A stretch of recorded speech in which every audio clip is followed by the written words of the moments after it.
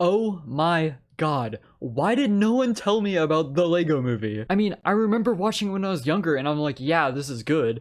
But I just rewatched this movie and oh my God, y'all are sleeping on the Lego Movie. I mean, just look at this thing. It would have been so easy for them to just push out some sort of crappy, like, licensed family movie, but instead we got this masterpiece. The only reason I had originally watched this movie is because I'm doing this challenge where I have to watch a movie every day, and so I remembered some old animated movies from when I was younger, and the Lego Movie was actually pretty highly rated, so I decided to see it. And wow. I mean, I just knew I immediately had to make a video about this. So without further ado, let's get into it.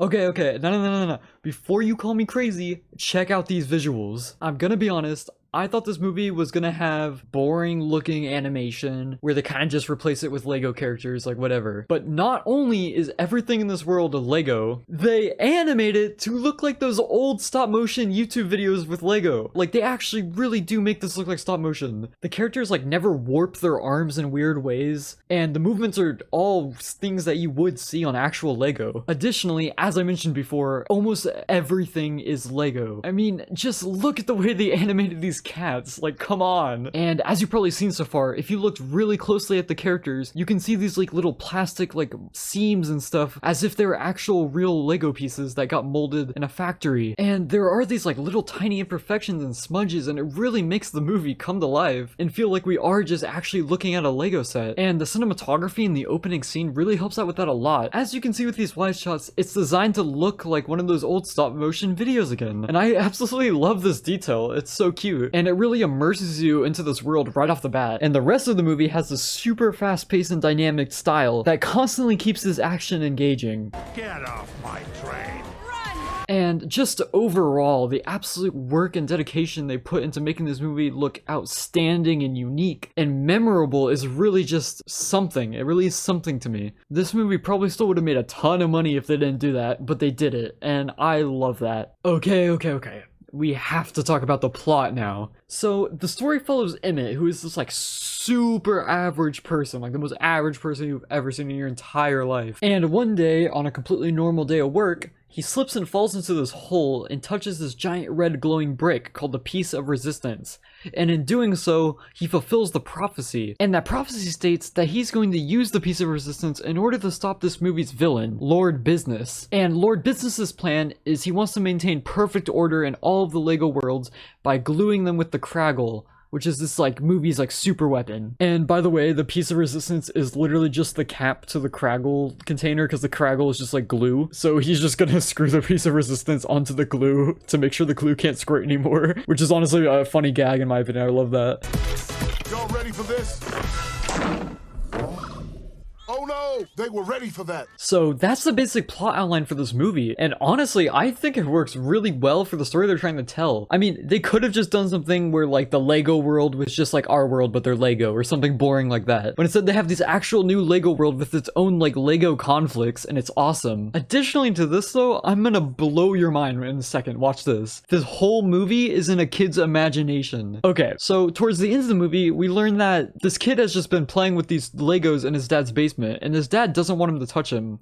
And it's made very clear that the dad is meant to be Lord Business, and he's kind of micromanaging what the kid can touch and play with. And just, oh my god, that is the most creative thing ever. I cannot express to you all how happy I am that this movie did not turn out like the Playmobil movie. And yes, that's a real thing. Don't watch it. It sucks. I've watched it. It sucked. And I know what you're thinking. Rex, come on. Not another special one trope. I mean, we've seen it so many times before. But that's the thing. This isn't a special one trope. The thing is, the prophecy wasn't even true. It wasn't a real thing. Emmett did all of that because he believed that he could do all that. And I think that's a really cool moral and a really cool way to think about it. Like, he wasn't gifted some sort of special power or anything. He simply was motivated by the fact that he felt he had a need to do something, and he did it. I don't know, man. Maybe I'm just like way overhyping this, but I think that's awesome. Anyway, another cool part of the plot I didn't mention is that there's these guys called Master Builders, which are able to look around them and see all these different pieces and instructions on how to like like build anything they want. And Emmett, by the end of the movie, becomes one. And in order to eventually defeat Lord Business, which is also the kid's dad, and Emmett is like the kid. I don't know, it gets kind of confusing.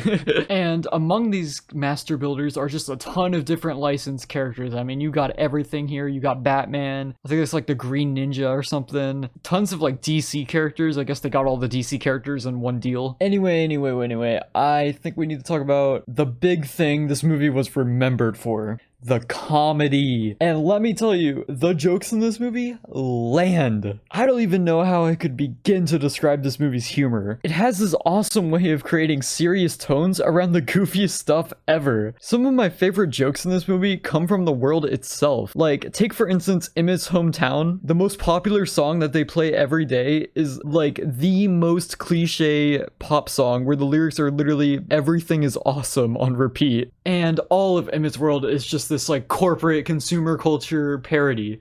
And there's a lot of these worlds too, like for instance Cloud Cuckoo Land, which is apparently a place with just no rules, and it looks like what you would normally see if you went to like a kindergarten and looked at their Legos. It's just complete randomness. And this is also where the Master Builder headquarters is, which makes sense because you'd think that the Master Builders want to hang out where there's no rules. But you know, back on the topic of comedy, there's this another running joke they do where this cop character always kicks chairs when he gets angry, and even when he's in an environment with no chairs, someone brings him a chair specifically so he can kick it. And I just love it. It's so funny because it keeps coming back and you never expect it to be this reoccurring thing. But of course, this movie is gonna be the movie to have a running gag where somebody kicks a chair. Man, I just love this movie's comedy so much. It feels so full of heart. It doesn't feel like they're trying to force a ton of memes on us. Like, you know, in animated movies is that thing where they do something and it's obviously supposed to become a meme, like the emoji pop thing. This movie's got none of that. I just think it's good all around in the humor department. And you know what? I really feel that the Lego Movie is a showcase of what really happens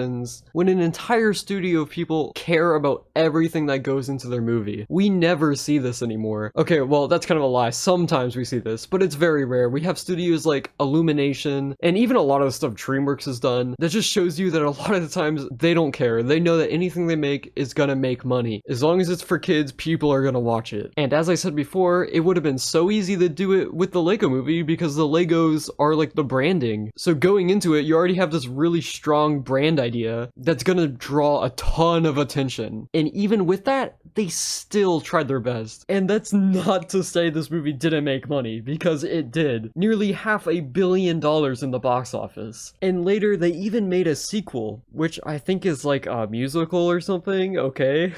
Anyways, that's all I really have to say about the Lego Movie. Awesome movie, amazing visuals, amazing humor, a true classic that I'm probably gonna show my kids. Make sure to like and subscribe, and let me know what other movies I should review in the future. Bye!